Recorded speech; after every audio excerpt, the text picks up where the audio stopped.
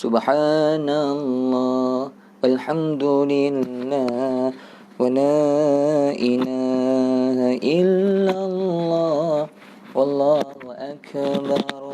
Subhanallah, walhamdulillah, wa la ilaha illallah, wallahu akbar.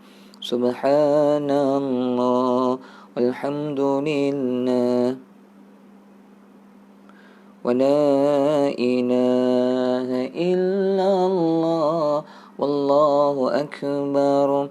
Subhanallah, walhamdulillah, wa la ilaha illallah, wallahu akbar. Muslimin muslimat, saya mohon maaf lambat sikit saya masuk pada malam ini. Sebab tadi internet saya pun tak tahu. Saya buka Facebook ni dia keluar balik. Keluar balik. Alhamdulillah ni nampak gayanya dah tekan live ni dia tak keluar balik. Jadi kalau ada apa-apa, tuan-tuan dan puan-puan maklumkan ya. InsyaAllah mudah-mudahan Allah pemudahkan kita dapat terus berkuliah pada malam ni. Tadi entah kenapa bila saya buka dah nak tekan live dia keluar balik. Tak tahulah tuan-tuan ya. Alhamdulillah ni Allah dah permudahkan. InsyaAllah kita mudahkan. Kita sama-sama muslimin dan muslimat, kita sama-sama mudahkan dengan nama Allah. Assalamualaikum warahmatullahi wabarakatuh. A'udzu billahi minasyaitonir rajim. Bismillahirrahmanirrahim. Alhamdulillahi rabbil alamin wa bihi nasta'in. Wassalatu wassalamu ala rasulil amin. Asyrafil anbiya'i wal mursalin wa ala alihi wa sahbihi ajma'in. Ashhadu an la ilaha illallah wahdahu la syarika lah wa ashhadu anna sayyidana Muhammadan abduhu wa rasuluh. Allahumma salli ala sayyidina Muhammad wa ala alihi wa sahbihi wa barik wa sallim.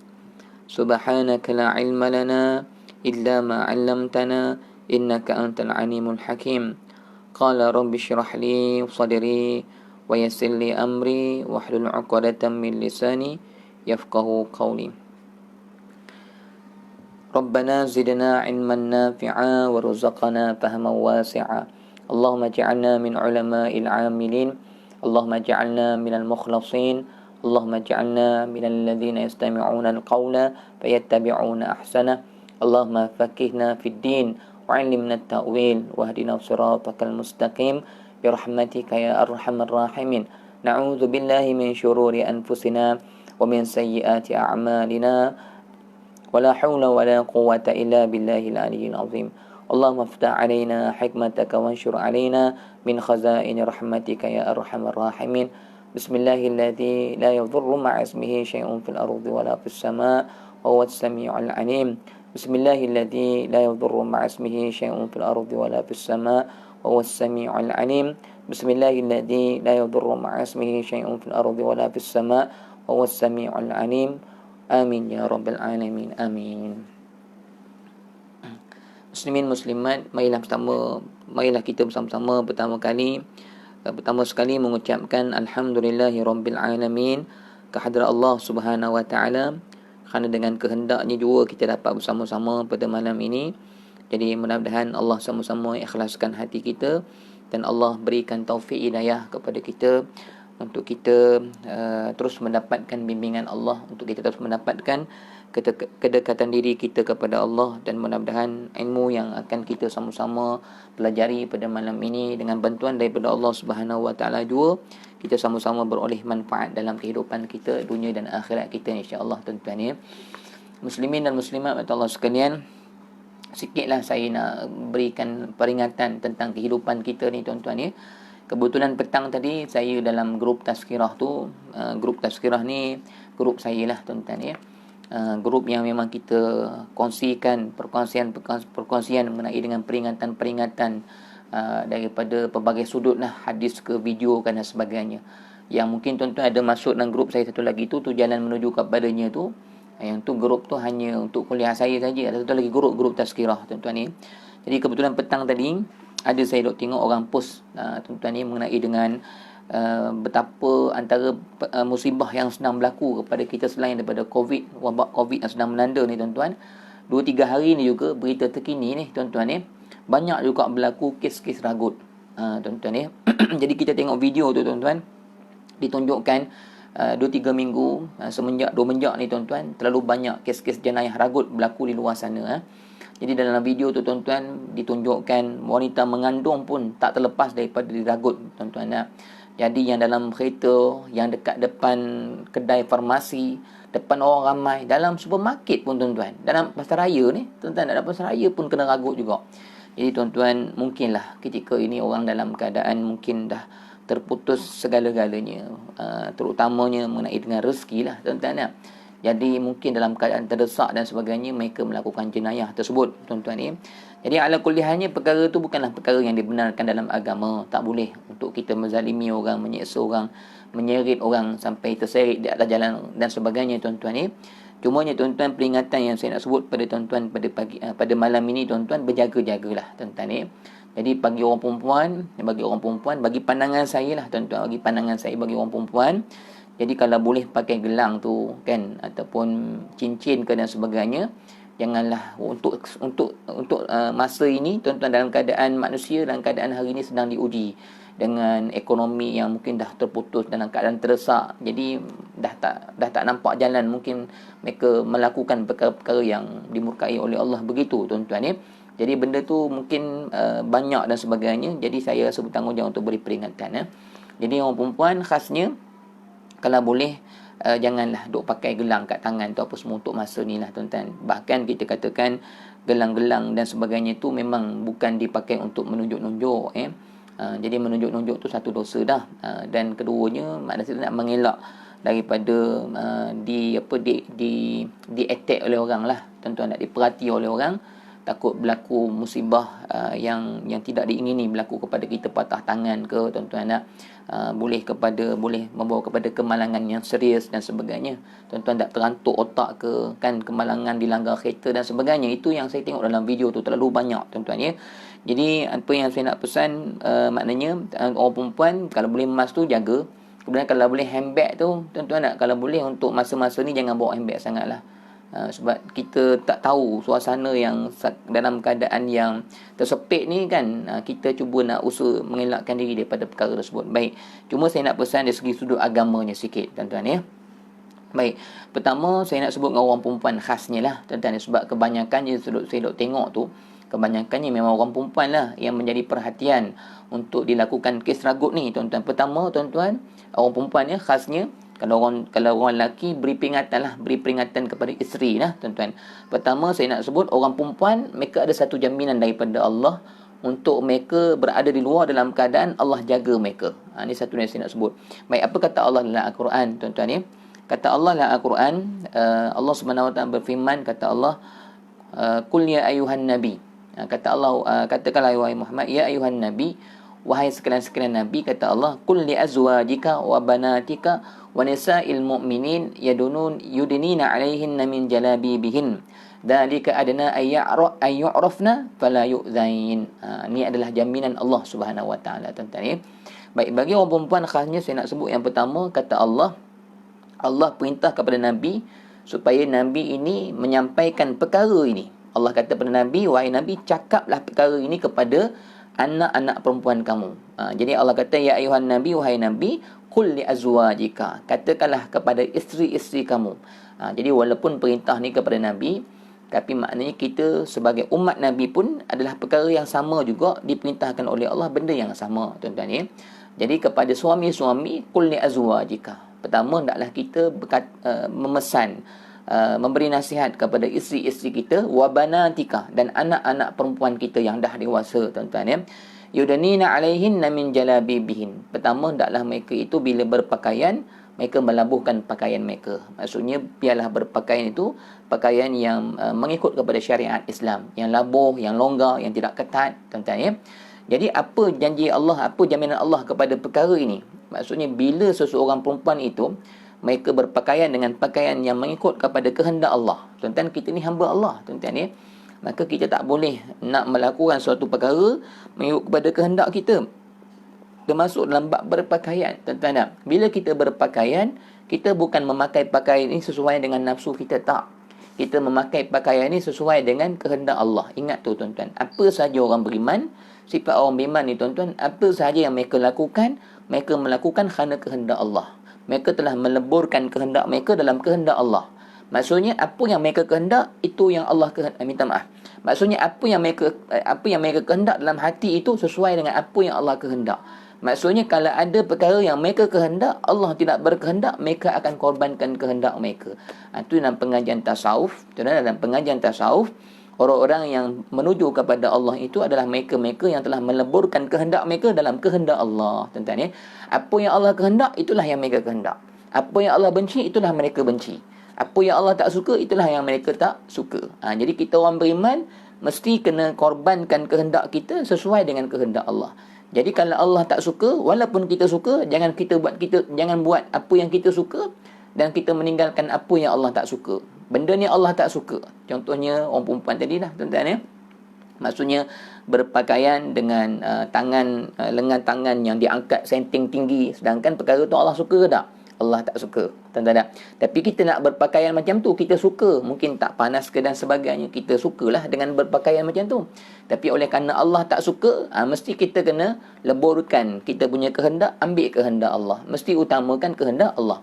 Jangan kita utamakan kehendak nafsu kita. Jangan kita jadikan nafsu kita sebagai Tuhan kita. Maksud Tuhan ni apa? Bukan kita sembah nafsu. Bukan kita memuja-muji nafsu. Maksudnya ada sembahan kita. Ada bentuk penyembahan nafsu. Bukan. Dia, tuan-tuan, maksudnya bila kita ni selalu mengutamakan nafsu, Allah menyebut kita sebagai mempertuhankan nafsu. Hari ni mana ada orang mengaku dia nak menyembah nafsu? Awak ni sembah nafsu ke? Mana ada, saya sembah Allah lah, tuan-tuan.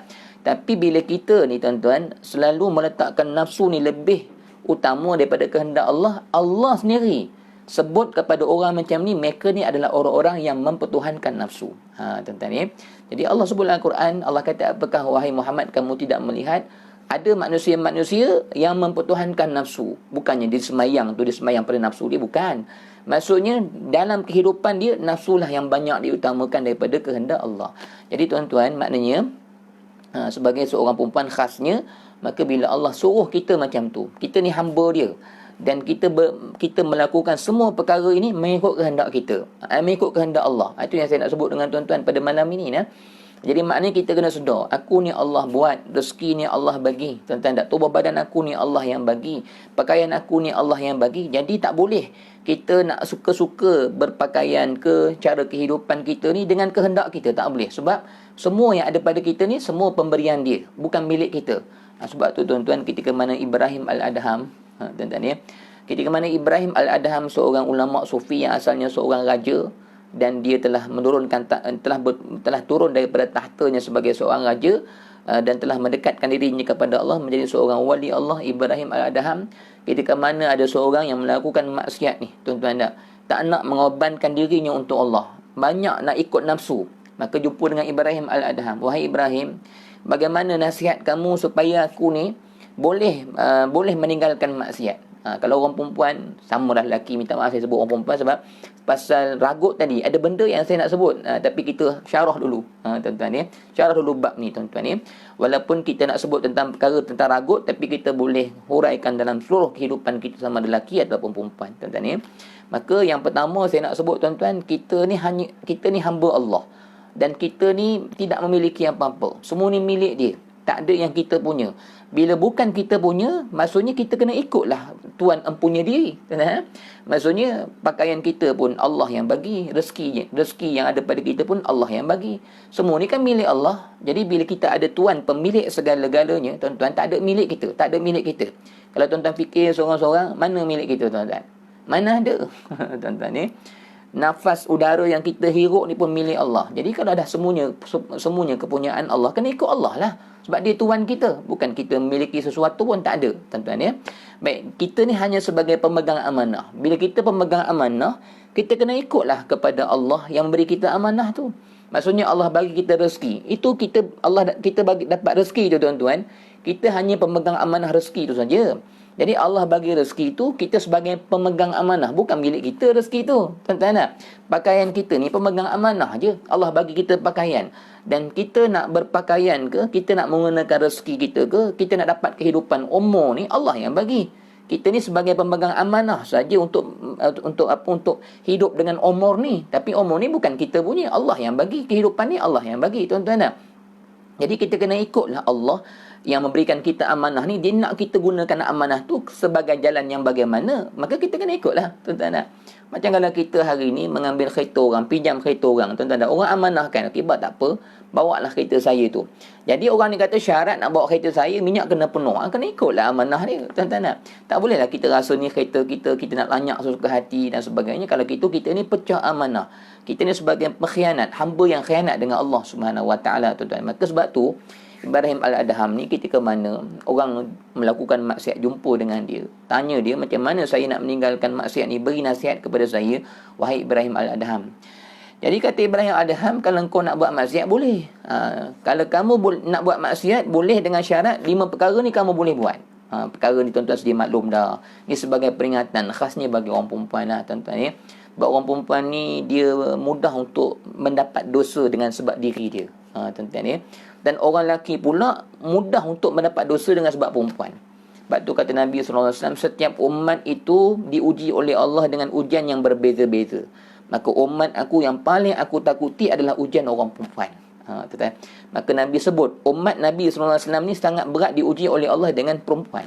Orang perempuan diuji oleh Allah dengan diri mereka. Dengan mereka rasa nak diperagakan, nak menunjukkan kecantikan mereka. Mereka suka untuk dipuji, suka untuk menunjuk diri dan sebagainya lah. Orang lelaki pula diuji oleh Allah untuk suka pada orang perempuan ni. Orang perempuan suka dengan diri dia sendirilah, nak menunjukkan dan sebagainya. Suka dipuji, suka diangkat. Kalau kaum Nabi Lut, mereka tak diuji dengan perempuan. Mereka diuji dengan sama-sama lelaki, tuan-tuan. Ada kaum-kaum tersetengah-setengah kaum, Allah uji mereka dengan harta benda yang banyak dan sebagainya. Kita umat Nabi SAW ni diuji oleh Allah dengan orang perempuan, tuan-tuan. Sebab tu Nabi ajar kita, tuan-tuan, doa supaya lindung diri mereka daripada fitnah wanita. Dan Allahumma inna na'udzubika min fitnati syarrin nisa. Min syarri fitnatin nisa. Begitulah lebih kurang doanya, tuan-tuan ya. Ya Allah, lindungilah kami daripada kejahatan fitnah wanita. Tuan-tuan ya. Jadi tuan-tuan, maknanya ketika mana Ibrahim Al-Adham itu ditanya, kemudian kata Ibrahim, boleh buat 5 perkara ni, buatlah maksiat sebanyak mana yang kamu nak buat. Tuan-tuan, kita ni orang lelaki ke orang perempuan ke, tak nak jaga mata, tak nak jaga pakaian, cari 5 perkara ni. Kalau kita boleh buat 5 perkara ni, suka hati kita lah nak buat apa-apa atas alam ni. Pertama, kata Ibrahim Al-Adham, cari bumi yang bukan bumi Allah. Cari bumi tanah yang bukan Allah punya, yang kamu punya. Tuan-tuan, kalau nak buat maksiat, pergilah cari tanah yang kamu sendiri bina. Yang tempat tu tempat kamu. Bukan tanah tu yang Allah cipta. Bukan. Kamu sendiri cipta. Ini suatu templak lah. Suatu kita kata sindiran sebenarnya.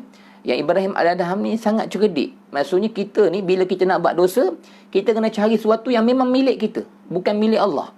Dah kalau milik kita tak apalah, tuan-tuan. Itu yang saya nak sebut, kita ni tidak memiliki apa-apa, tuan-tuan. Jadi pertama, cari bumi yang memang milik kita, yang bukan milik Allah. Carilah kat mana, tuan-tuan. Persoalannya ada ke? Tuan-tuan.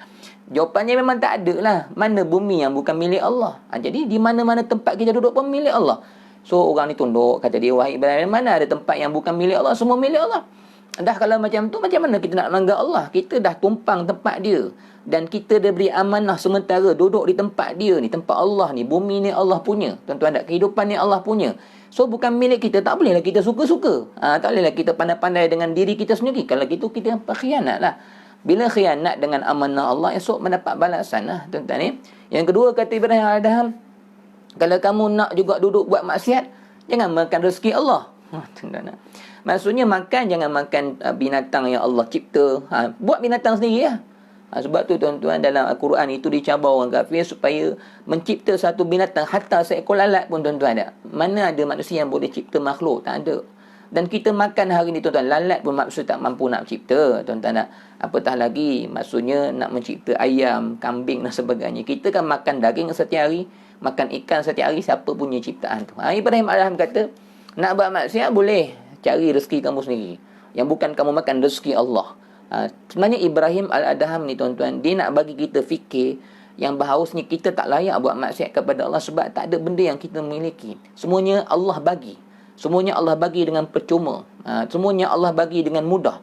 Tuan-tuan, susah ke nak makan ikan? Senang. Beli ikan dekat kedai, mudah Allah bagi. Dan kita makan dengan senang, dengan nikmat dan sebagainya. Betapa banyak nikmat Allah dan semuanya milik Allah. Tuan-tuan, yang ketiga, kata Ibrahim Al-Adham, kalau kamu nak melakukan maksiat kepada Allah Subhanahu Wa Taala, jangan makan rezeki Tuhan.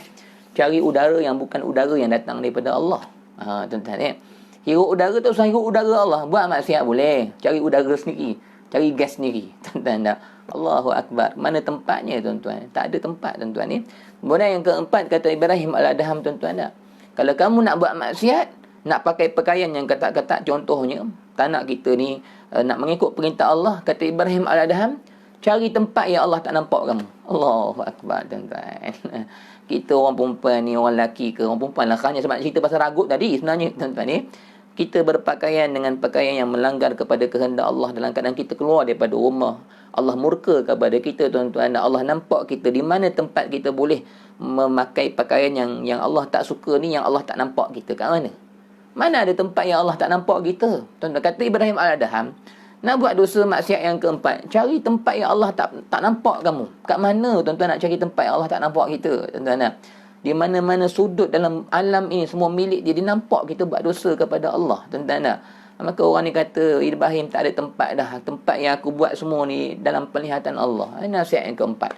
Nasihat yang kelima, ni antara nasihat yang kita kata menggerunkan hati kita. Kata Ibrahim Al-Adham, nasihat yang kelima, kalau kamu nak buat maksiat juga, esok bila malaikat maut datang, nak ambil nyawa kamu, kamu boleh tahan malaikat maut. Dalam keadaan kita, na'udzubillah, dalam keadaan pakaian yang ketat-ketat.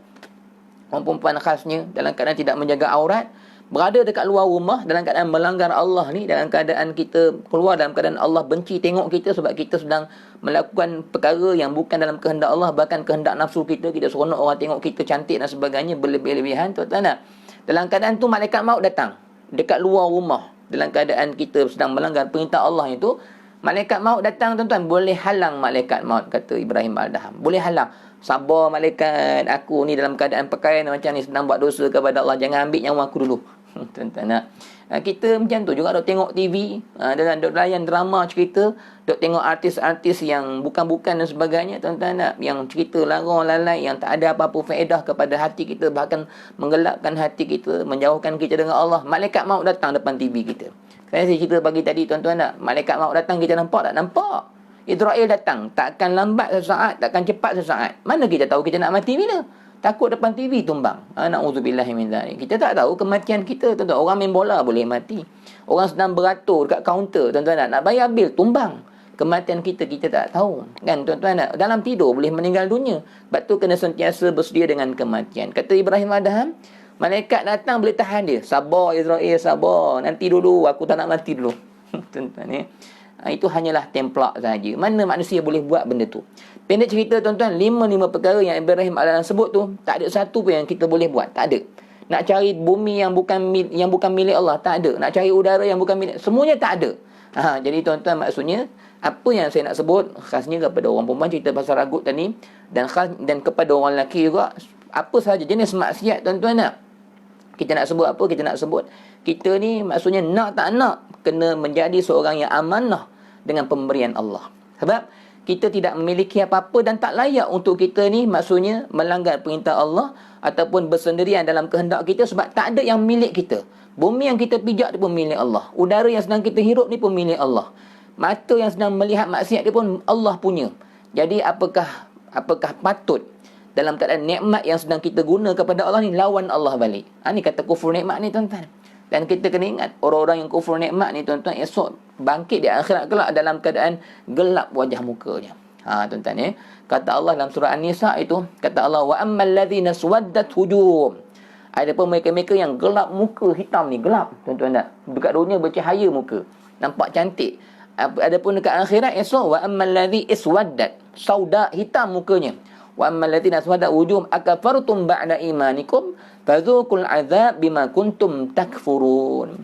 Kata Allah, rasakanlah azab kepada mereka-mereka yang telah kufur nikmat Allah Subhanahu wa taala. Tuan-tuan, jadi maksudnya, tuan-tuan, semua milik Allah, tak wajar, tak patut kita sedang ambil nikmat Allah, udara Allah, penglihatan yang Allah bagi, rezeki yang dalam badan kita ni Allah sedang berikan kepada kita, degupan jantung yang sedang bergerak ni Allah yang bagi. Tiba-tiba kita gunakan nikmat ni untuk bermaksiat kepada Allah. Tak boleh, tuan-tuan ni, tak patut macam tu. Sebab tu Ibrahim Adam kata, nak buat maksiat juga, cari semua milik kamu sendiri. Okeylah nak buat maksiat kepada Allah. Maka tuan-tuan, saya nak sebut, hari ini kita mesti meleburkan kehendak kita dalam kehendak Allah. Sebab kita pemegang amanah sahaja, bukannya ada apa-apa, tuan-tuan ya.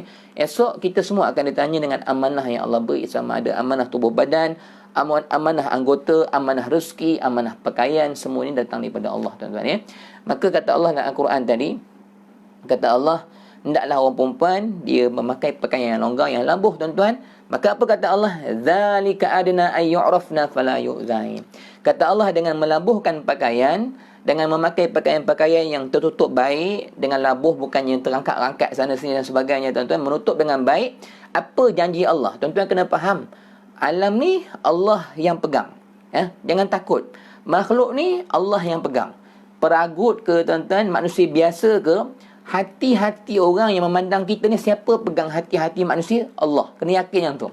Maksudnya yang kawal hati orang untuk pandang kita ni, orang pandang kita dengan pandangan yang baik ke, orang nak pandang kita dengan pandangan yang nak ragut kita ke, ataupun orang pandang kita dengan pandangan khianat dipanggil, nak bunuh kita ke, nak ragut kita ke, siapa jaga hati mereka? Siapa yang jaga lintasan-lintasan hati ni, tuan-tuan? Sebab tu kita kena jaga hubungan dengan Allah. Khasnya orang perempuan, bila saya tengok cerita ragut dalam grup tazkirah tadi, maka saya terlintas nak sebut perkara ni sebagai jaminan untuk orang perempuan yang berada kat luar sana. Mudah-mudahan mereka ni Allah pelihara. Tuan-tuan ya. Na'udzubillahi min dzalik. Tuan-tuan tak, kalau Allah tak jaga dalam keadaan kita dekat luar, mungkin dengan pakaian yang tidak baik, ada perhiasan-perhiasan tangan kita yang dalam keadaan kita tidak niat yang baik, mungkin nak menunjuk, na'udzubillah dan sebagainya, kena ragut, jatuh, meninggal dunia pula. Allahu Akbar. Jadi kita tak nak mati dalam keadaan sedang melanggar Allah, dalam keadaan hati kita ni pula ada nakkan pandangan manusia, nak manusia puji kita dengan kecantikan kita, perhiasan kita. Na'udzubillah. Bukan salah untuk kita untuk bermakeup, ataupun kita untuk memperhiaskan wajah bagi orang perempuan ni, tak salah. Boleh, tapi jangan berlebih-lebihan. Janganlah kata pergi ke pasar tu bibir hitam. Contohnya, tanda bibir dalam keadaan bangun tidur, mulut busuk. Janganlah sampai macam tu pula kan. Belajar dengan Ustaz Isyam tadi, langsunglah dengan keadaan muka tak bersabun. Jangan sampai macam tu sekali ya. Maksudnya, bukannya salah untuk kita memperhiasi diri sebab Allah tu indah, Allah tu cantik. Tapi jangan sampai tahap berlebih-lebihan tu saja dengan merah-merah. Tanda ini kuning atas merah, biru merah semua ada. Tanda. Dan jangan kita tu cantik sebab nak orang tengok kita dan orang suka dengan kita, orang tertarik dengan kecantikan kita. Jangan sampai macam tu. Kita cantik kerana Allah suka kita cantik, sudah. Tuan-tuan, kalau orang perempuan niat macam tu, kita cantik kerana Allah tu maha cantik, dan kita cantik kerana pandangan Allah, bukan kerana orang kata. Tak apa, dapat pahala. Tuan-tuan kita ya.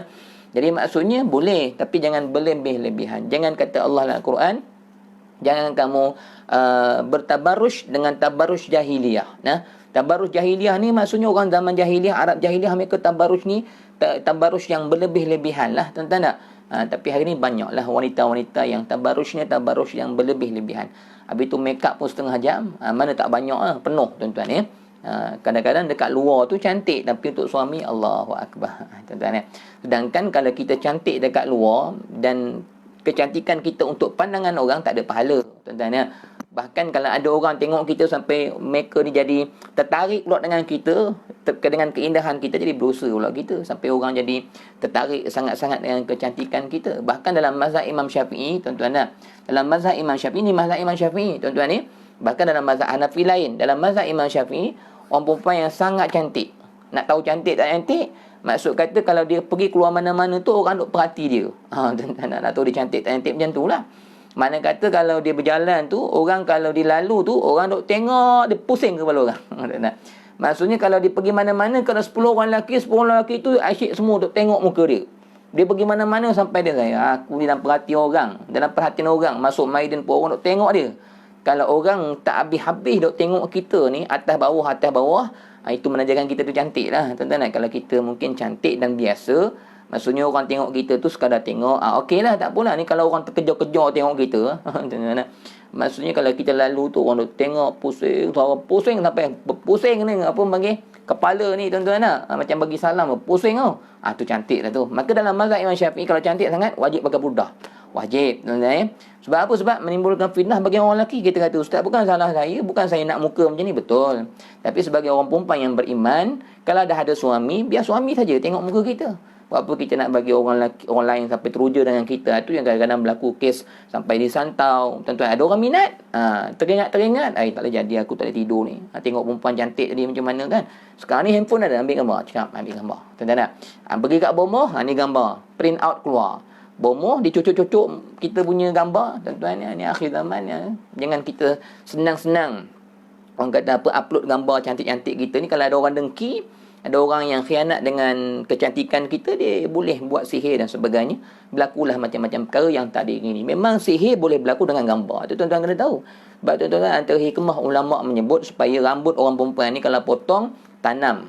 Ataupun buang di tempat yang selamat lah. Atau tanam dalam tanah. Sebab apa tuan-tuan, antara hikmahnya rambut, kuku ni boleh dilakukan sihir kepada perkara-perkara macam ni. Tuan-tuan, orang zaman dahulu susah nak sihir. Sebab maksudnya nak dapat gambar tu susah. Tuan-tuan, kadang-kadang mereka kutip pakaian sebagai ampaian tu kan. Ambil pakaian tu, curi. Orang zaman dulu lah. Sekarang tak susah dah. Nak santau orang, nak sihir orang, buka Facebook, ada gambar, buka Instagram, ada gambar, ambil. Kita belum kena, tuan-tuan. Jangan sampai dah terkena baru menyesal. Tuan-tuan gitu. Jadi tuan-tuan, sekalian, maknanya, bagi orang perempuan khasnya, nak cerita pasal ragut tadi, maka Allah Subhanahu Wa Taala menyebut, zalika adna ayyu'rafna fala yu'zain. Ini jaminan Allah ni. Jadi ini antara yang saya nak sebut dari segi Islamnya, bagaimana kita orang perempuan yang beriman kepada Allah ni nak selamat daripada kes-kes ragut dekat luar sana. Sebab tuan-tuan kena tahu, maksudnya makhluk Allah ni Allah yang jaga. Bila Allah beri jaminan, kena yakin dengan jaminan Allah. Allah bagi jaminan dengan pakaian yang menutup aurat, dengan labuh dan sebagainya. Maka kata Allah, dzalika adna, dengan pakaian yang menutup ke bawah tadi itu, kata Allah, ayyu'rafna, kamu akan dikenali sebagai orang yang baik. Ni yang kita nak. Maksudnya tuan-tuan, Allah akan buat hati-hati manusia yang memandang perempuan begini, secara automatik hati mereka kata, ni perempuan baik. Sebab tu tuan-tuan, memang kita hari ni pun begitu. Kalau kita pergi kat luar, tengok orang perempuan yang pakaiannya tidaklah terlalu ketat, pakaian yang labuh dan sebagainya, hati kita akan terdetik, Masya Allah, ni perempuan yang baik. Tuan-tuan, sebab apa? Sebab Allah yang buat hati manusia nampak kita baik. Jadi tuan-tuan, bila Allah yang jaga hati orang, nampak kita baik, maka tak ada orang nak khianatkan kita. Secara sifatnya begitulah tuan-tuan. Dan kata Allah yang lebih kita nak ambil daripada ayat ni, fala yu'zain, dan dia tak akan disakiti. Fala yu'zain.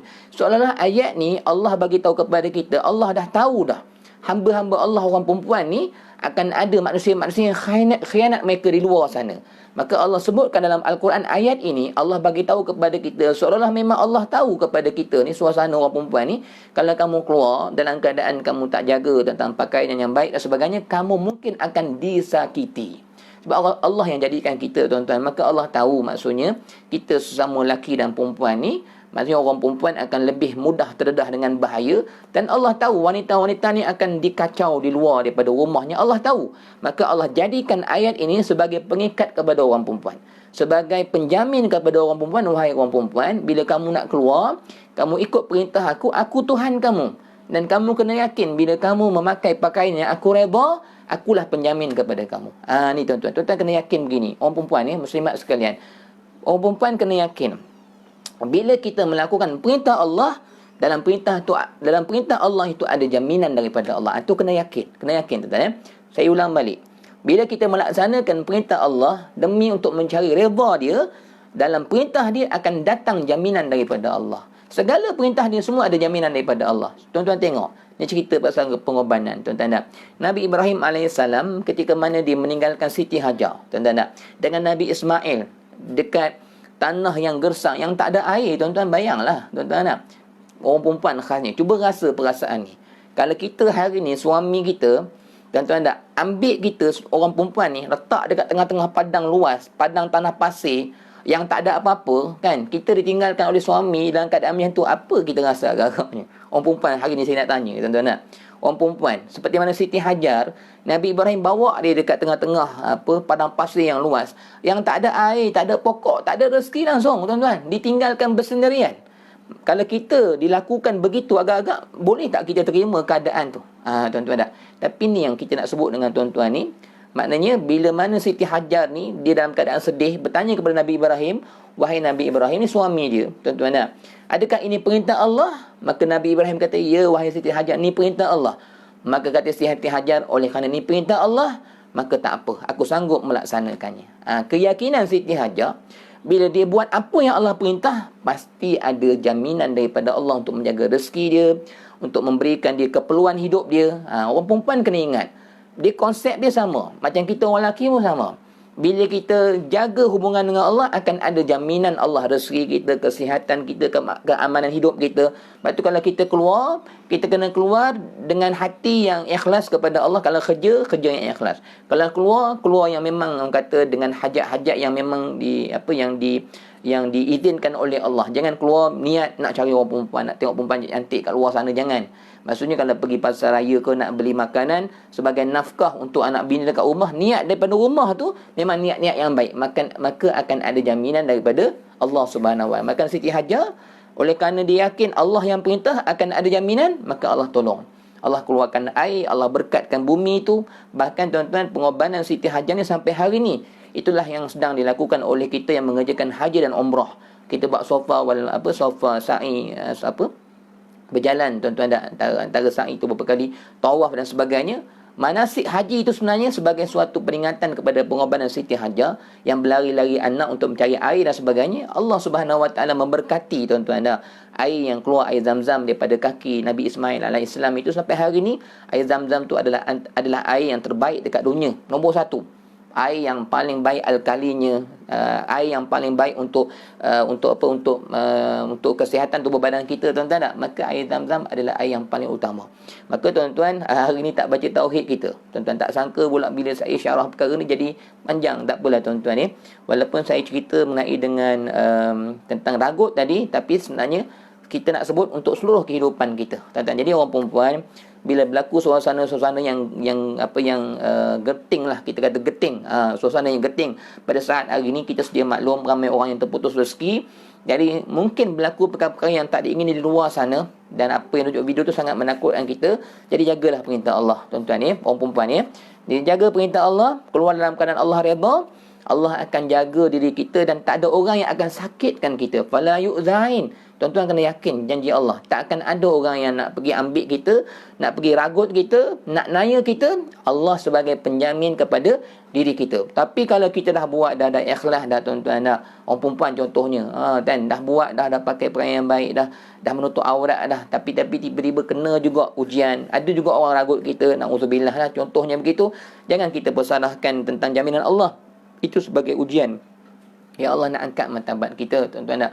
Mungkin Allah nak kafarah dosa kita, tapi insya-Allah bila kita benar-benar yakin dengan jaminan Allah, insya-Allah Allah Subhanahu Wa Taala akan pelihara diri kita, khasnya orang perempuan. Begitulah muslimin dan muslimat sekalian ya.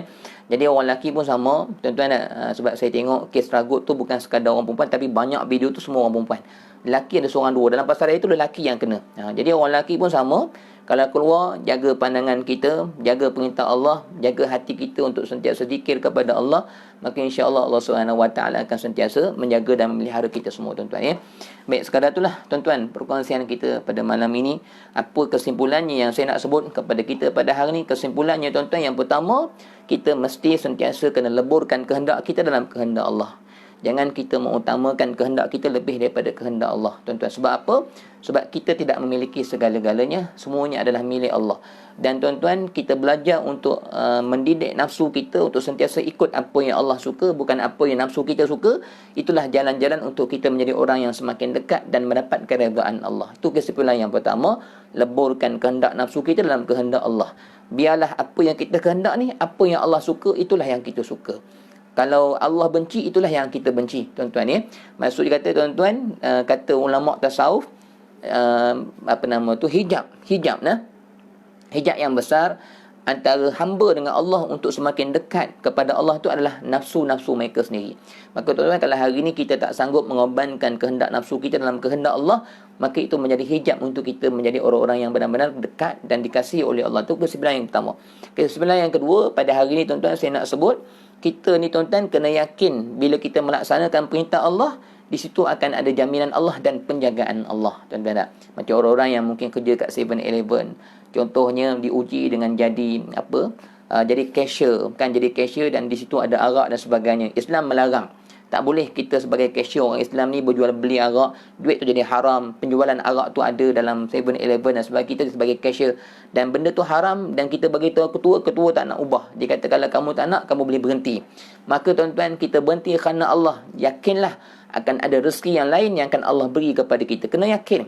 Bila kita ikut perintah Allah, jaminan rezeki, tuan-tuan nak, jaminan kehidupan yang lebih baik ada pada jaminan Allah Subhanahu Wa Taala. Itu yang kedua, tuan-tuan.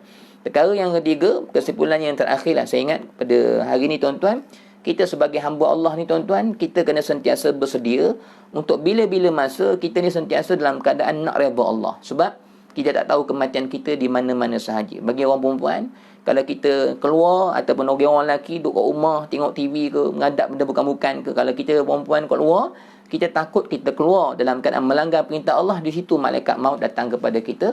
Maka kita tak nak mati bertemu dengan Allah dalam keadaan kita sedang pun dimurkai oleh Allah. Tak nak. Kita kalau boleh meninggal dunia dalam keadaan mati syahid, kalau kena langgar ke, tuan-tuan nak dapat musibah, tapi dalam keadaan musibah tu datang, kita sedang melaksanakan perintah Allah. Kalau di rumah sedang baca Quran ke, tuan-tuan nak sedang solat ke, sedang buat benda-benda yang baik, sedang dalam keadaan Allah redha, ketika itulah kita diambil nyawa oleh Allah Subhanahu Wa Taala. Gitulah untuk kesimpulan kuliah kita pada malam ini, tuan-tuan ya. Jadi mudah-mudahan Allah Subhanahu Wa Taala sentiasa memberikan taufik hidayahnya kepada kita untuk kita mengharungi dunia yang memang sangat kuat ujian cabaran untuk kita nak menjadi hamba Allah yang sebenar ni, tuan-tuan ya. Khasnya pada orang perempuan banyak ujiannya, tuan-tuan, dan kita orang lelaki pun banyak ujian dengan internet ni lah khasnya. Kelalaian terlalu banyak. Jadi mudah-mudahan Allah lah tempat kita bergantung supaya Allah ni terus memberikan kita kekuatan yang sangat kuat untuk menghadapi ujian yang sangat kuat. Tuan-tuan jangan risau.